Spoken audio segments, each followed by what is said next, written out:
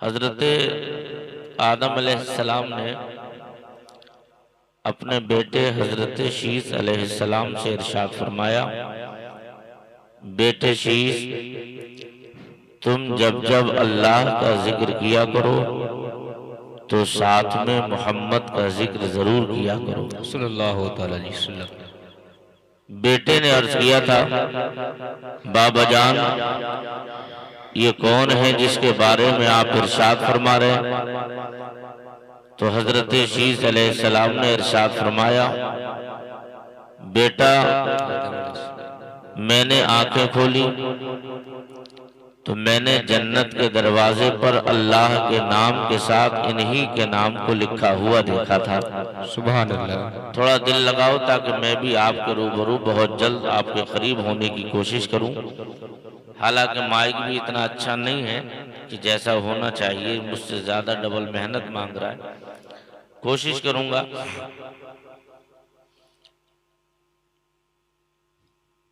बेटे शीश, अल्लाह के नाम के साथ मैंने इन्हीं के नाम को लिखा देखा था। जन्नत के दरवाजों पर खुदा के नाम के साथ इनका नाम था। जन्नत के दरख्तों के हूरों के दरख्तों के पत्तों पर अल्लाह के नाम के साथ इनका नाम था। जन्नत की हूरों की आंखों की पुतलियों पर अल्लाह के नाम के साथ इनका नाम था। जन्नत के दरो दीवार पर अल्लाह के नाम के साथ मैंने इनका नाम लिखा देखा था। तो बेटे शीश ने अर्ज किया था, बाबा ये हैं कौन? तो हजरत आदम अलैहिस्सलाम इरशाद फरमाते हैं, बेटे शीश, जो सवाल तुम आज मुझसे कर रहे हो, यही सवाल तो मैंने रब की बारगाह में उस वक्त किया था जब मैंने जन्नत के दरवाजे पर, जन्नत के दरख्तों के पत्ते पत्ते पर, जन्नत की हूरों की आंखों की पुतलियों पर, जन्नत के दरो दीवार पर अल्लाह के नाम के साथ जब इनका नाम लिखा देखा तो मैंने अर्ज किया था, इलाहुल आलमीन, ये कौन तेरा महबूब बंदा है कि जिसका नाम तेरे नाम के साथ लिखा हुआ है? तो मशीयत से जवाब मिला था, ऐ आदम, हम तुझे दुनिया में भेज रहे हैं, तू दुनिया में जा और जाने के बाद मेरे बंदों को ये पैगाम पहुंचा दे जिसके लिए कायनात को सवारा गया है। वो पैगंबर अभी आया नहीं, आने वाला है। ऐ शीश, तुम दुनिया में जाओ, जाने के बाद मेरे बंदों को ये पैगाम पहुंचा दो जिसके लिए कायनात को बनाया गया। वो आया नहीं, आने वाला है। हजरत आदम से लेकर हजरत ईसा पैगंबर तक तमाम अंबिया और रसूल आते रहे, आने के बाद अपनी अपनी कौमों को पैगाम देते रहे, ए लोगों, अपनी जिंदगी का रोना मत रो, इसलिए कि रोते को हंसाने वाला आया नहीं, आने वाला है। ए लोगों, अपनी जिंदगी पे मातम मत करो, इसलिए कि रोतों को हंसाने वाला आया नहीं, आने वाला है। अब ये वही सहाना सुहाना वक्त करीब हो रहा है। रबीउल अव्वल की 12 तारीख है, दोशंबा का पाकीज़ा दिन है, सुबह शादी की मुबारक घड़ी है। अब्दुल्लाह के आंगन में आमिना खातून के बतन से एक ऐसा नूर जलवगर हुआ था कि जिसकी बशारत आदम ने दी थी, जिसकी आने की खुशखबरी शीश ने दी थी, जिसके आने के तराने याकूब, यूसुफ, सुलेमान और यहया ने दिए थे। हद तो ये है, आदम से लेकर ईसा तक तमाम पैगंबरों ने जिन पैगामात को आम किया था और वो वक्त आ गया, तो यूं कहो तमाम पैगंबरों की ज़बानें क्या बोल रही थी, जिसकी तर्जमानी बरेली के इमाम ने की थी और दुनिया वालों को ये पैगाम दिया था और वो अपनी ज़बान में बोल रहे हैं। वो ये कह रहे थे कि ज़मीनो ज़मा तुम्हारे लिए, मका तुम्हारे लिए, जुनीदो चुना तुम्हारे लिए, बने दो जहां तुम्हारे लिए, या रसूल अल्लाह, जहां में सबा तुम्हारे लिए, बदर में है जा तुम्हारे लिए, हम आए जहां तुम्हारे लिए और उठे भी वहां तुम्हारे लिए। नारे तकबीर, नारे रिसालत, नारे रिसालत, मसलके आला हज़रत, जश्न शादी खाना आबादी, नारे तकबीर, नारे रिसालत। सुभान अल्लाह, सुभान अल्लाह, बहुत खूब। इसका ई को कम कर दो, बिल्कुल आवाज साफ करो ताकि मुझे भी बोलने में आसानी हो। सीटी न मारे वहाँ तक इसकी अंदर की आवाज़ खोलो, बाहर की खुले या ना खुले, अब कोई आने वाला भी नहीं और लोगों को सुनाना भी नहीं है। जिसे आना था वो आ गए जी, बस यही आवाज़ रहना काफ़ी है। और होना भी ये चाहिए जलसों में 10-11 बजे के बाद में बाहर की सुरानियाँ बंद हो जाएं। हाँ, लोगों की नींद में खलल पड़े या कोई बीमार हो या कुछ भी हो, परेशानी हो, तो जिसे आना होगा वो आ जाएंगे, और जिसे सुनाना मकसद है वो लोग सामने बैठे हुए हैं। जी, जी, और जिसे नहीं सुनना है तो 20 सुरानियाँ उसके दरवाजे पे लगा दो, वो नहीं आएगा। हाँ जी।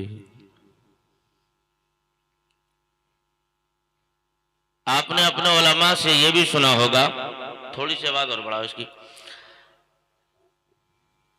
कि सरकार मदीना सल्लल्लाहु ताला अलैहि वसल्लम जब इस दुनिया में तशरीफ लेकर आए, उससे पहले अल्लाह ने हुजूर के सर से हुजूर के वालिद के सायों को हटा दिया था। सुना है? जी, जी, है? मुझे लगना चाहिए कि मैं आप लोगों के अच्छे लोगों के बीच में बोल रहा हूँ, हालांकि मैं बोलने की पोजीशन में नहीं हूँ, लेकिन अल्लाह का फजल और उसके रसूल का करम हुआ तो इंशाअल्लाह कुछ देर गुफ्तगू आपसे मैं करने की कोशिश करूँगा। आप माहौल बनाएंगे तो मैं इंशाअल्लाह बहुत अच्छे तरीके से आपको सुनाने की कोशिश करूँगा, और अगर माहौल ना देंगे तो टाइम पास करना मुझे बहुत अच्छे तरीके से आता है। जी। हुजूर दुनिया में तशरीफ लेकर आए थे, उससे पहले आपके सर से आपके वालिद के साये को खुदा ने उठाया। अल्लाह के हबीब सल्लल्लाहु अलैहि वसल्लम 6 साल की नन्ही उम्र में थे, अपनी माँ आमिना खातून के साथ ननिहाल से वापस आ रहे थे तो अबुआ नामी टीले पर अल्लाह के रसूल सल्लल्लाहु अलैहि वसल्लम की वालिदा हजरत आमिना खातून का विसाल हो गया। 8 साल की नन्ही उम्र में थे मेरे और आपके नबी, तो अल्लाह ताला ने आपके सर से आपके दादा हजरत अब्दुल मुत्तलिब के साये को भी छीन लिया। अब आपने अपने उलमा की जबान से सुना होगा, अल्लाह ने इरशाद फरमाया, महबूब मैंने जमीन को तेरे लिए बनाया, आसमान को तेरे लिए बनाया, चांद को तेरे लिए बनाया, सूरज को तेरे लिए बनाया, ये शम्स कमर खुश्क-ओ-तर लालो गोहर कायनात का एक एक जर्रा महबूब तेरे लिए है। लेकिन परवरदिगार जब इतना चहीता पैगंबर है तो कम अज कम ऐसा तो होता कि महबूब दुनिया में आ जाता, उसके बाद अपने महबूब के सर से महबूब के वालिद का साया उठाता। महबूब आया नहीं था, शिकम मादर में था, बाप का साया उठ गया। इलाहुल आलमीन ऐसा हो जाता, तेरा नबी 6 साल की नन्ही उम्र में था तो कम अज कम ऐसा होता कि तेरा नबी जवान हो जाता, उसके बाद माँ के साये को नबी के सर से उठा लेता। अगर ऐसा न किया था तो इतना तो होता कि माँ भी उठ गई थी, बाप का भी साया उठ गया, तो कम अज कम दादा का साया तो रहने दिया जाता, ताकि तेरा नबी दादा के साये में रहकर पल बढ़कर जवान होकर तेरे दादा के तेरे महबूब के दादा के सामने तेरा नबी जब जवान होता, ताकि महबूब को न बाप की कमी का एहसास होता न माँ की कमी का एहसास होता। लेकिन ऐसा भी ना हुआ, 8 साल की नन्ही उम्र में था तेरा नबी और दादा अब्दुल मुत्तलिब के साये को भी उठा लिया। तो मशीयत का जवाब होगा, मेरे बंदे परेशान क्यों होता है? मेरे हर काम में मसलिहत है, हर काम में हिकमत पोशीदा है, हर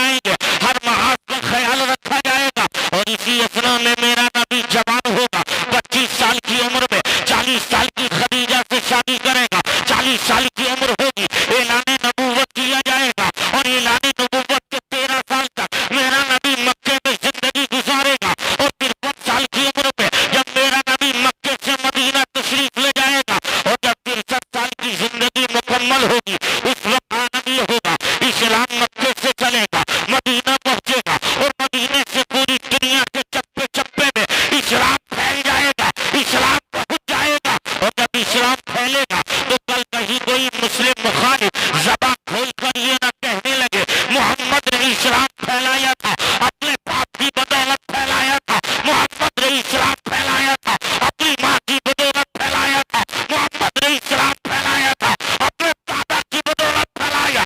और अपनी रहमतों ने कहा ताकि दुनिया जान ले इस्लाम फैला तो बाप की बदौलत नहीं, इस्लाम फैला तो माँ की बदौलत नहीं, इस्लाम फैला तो दादा की बदौलत नहीं, इस्लाम फैला मुस्तफा के किरदार की बदौलत फैला, मुस्तफा के अखलाक की बदौलत फैला। सुभान अल्लाह, सुभान अल्लाह, क्या कहने, वाह वाह, सुभान अल्लाह, सुभान अल्लाह, बहुत खूब, बहुत खूब। इस्लाम और इस्लाम के बानी मुस्तफ़ा जान रहमत सल्लल्लाहु ताला अलैहि वसल्लम है।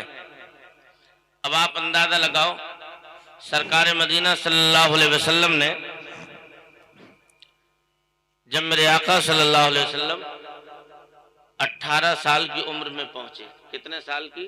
18 साल। बात मेरी समझ में आ रही है आपके? जी। कितने साल की उम्र? इसे एक ही जगह सेट रहने दो, इसे परेशान मत करो और आप भी बैठ कर सुनो। कितने साल के हुए हुजूर? 18। ऊंचा बोलो, कितने साल के? 18 साल। 18 साल के। एक रिवायत बयान की जाती है कि हुजूर 18 से कुछ के रोज थे, तो एक दिन अबू तालिब हुजूर के चचा हैं और अली के बाप हैं, आए थे किसी सफर से वापस, तो मक्के में जैसे ही दाखिल हुए तो मक्के में दाखिल होने के बाद आ रहे थे अपने मकान की जानिब, तो मक्के की सबसे मालदार अमीर तरीन खातून ने आपको देखा, देखकर अंदर बुलाया और बुलाने के बाद में कहा, भाई अबू तालिब, मक्के के लोग बड़े खराब हैं, यहाँ लोग तिजारत का माल मेरा लेकर जाते हैं और वापस न तो नफा दिया जाता है न उस माल को वापस किया जाता है। अगर ऐसे ही हालात रहे तो मेरी जमा भी खत्म हो जाएगी और नफा तो मिलेगा ही नहीं, आहिस्ता आहिस्ता मेरा सारा माल लुट जाएगा, मुझे जरूरत ऐसे की है। ए अबू तालिब, किसी ऐसे ताजिर की जरूरत है, किसी ऐसे अमीन की है, जरूरत किसी ऐसे सच्चे की है कि जिसकी सदाकत का दुनिया में कोई जवाब ना हो, जिसकी अमानत और अमानतदारी का दुनिया में कोई मिसाल पेश ना कर सके। तो फौरन मैंने तो अबू तालिब कहते हैं, बता क्या चाहती है? तो कहा, मैंने मक्के में नजरें दौड़ाकर तो देख ली, लेकिन इतना सच्चा मुझे पूरे मक्के में नजर आता ही कब है। मैंने मक्के में एक घर पे नजर डाली है, कोई अमानतदार मुझे नहीं दिखता, कोई सच्चा मुझे मदीने मक्के में नहीं दिखता। तो अबू तालिब कहते हैं, खदीजा परेशान क्यों होती है? हाँ हाँ, अभी मक्के के अंदर एक जवान बचा हुआ है, जो जवान कोई और नहीं, मेरे भाई अब्दुल्ला का बेटा है, नाम उसका मोहम्मद है। उससे बेहतर तो कोई पूरे मक्के में जवान नहीं, उससे बेहतर कोई सच बोलने वाला नहीं, उससे बेहतर तो कोई सादिक और अमीन नहीं। जब इतना कहा था तो फौरन खदीजा मलके अरब ने कहा, अगर यही है तो लेकर आओ मेरे सामने, मैं उससे कुछ बातें करना चाहती हूँ, उससे कुछ बातें करूंगी, अगर वो तैयार हो गया तो बेहतर है। कहा, सुन ले खदीजा, वो कोई आम इंसान तो नहीं है और उसने आज तक किसी की मजदूरी नहीं की, तो आज तेरी मजदूरी कैसे करेगा? वो इतना गैरतमंद है, इतना गैरतमंद है, बल्कि यूं कहो, अगर 70 लड़कियों की शर्मो हया को एक जगह जमा कर दिया जाए तो उनसे भी ज्यादा हया वाला मेरा भतीजा मोहम्मद है। वो जब रास्ते से चलता है तो कभी उसकी नजरें ऊंची नहीं होती, हमेशा नजरें नीची करके चलता है। जब किसी से कलाम करता है तो मीठे अंदाज में कलाम करता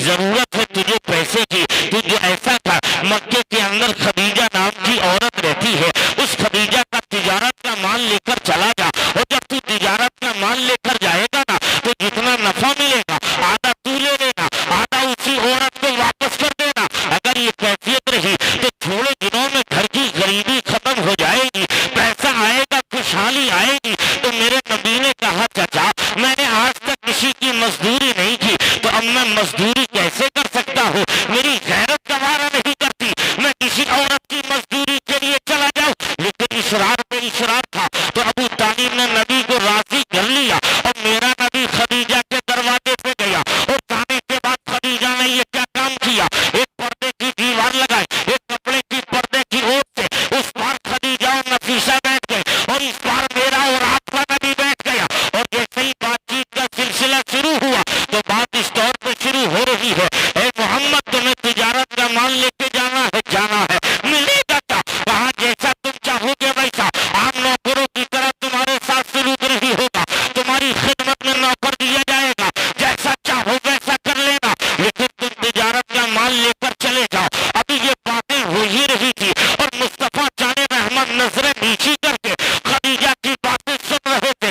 उधर से खदीजा पर्दे की दीवार के झरोखे से झांक कर इस दौर पर नजर जमा रही थी कि देखो ना, आखिर आज सामने इतना अजीब जवान आया है जिसकी चेहरे का कोई जवाब नहीं है, जिसकी आंखों का कोई जवाब नहीं है, जिसके तबो रुखसार का कोई जवाब नहीं, जिसके बोलने की अदाएं बेमिसलो बेमिसाल, जिसकी आंखें बेमिसलो बेमिसाल, जिसके कान बेमिसलो बेमिसाल, जिसके हाथ बेमिसलो बेमिसाल, इतना हसीन जवान सामने है। लेकिन हैरत है कि मुझे देखने के लिए मक्के के न जाने कितने जवानों की जवानी चली गई, मेरे चेहरे की झलक न देख सके, न जाने कितने जवानों की जवानी दांव पे लग गई, बूढ़े होकर मर गए या उन्होंने खुदकुशी कर ली, लेकिन मुझे देख न सके। लेकिन ये अजीब जवान सामने बैठा है, जो सामने तो है लेकिन नजरें उठा के इस हसीन चांस को छोड़ रहा है, बोलकर मौका छोड़ रहा है, और मेरी तरफ नजर उठा के नहीं देख रहा।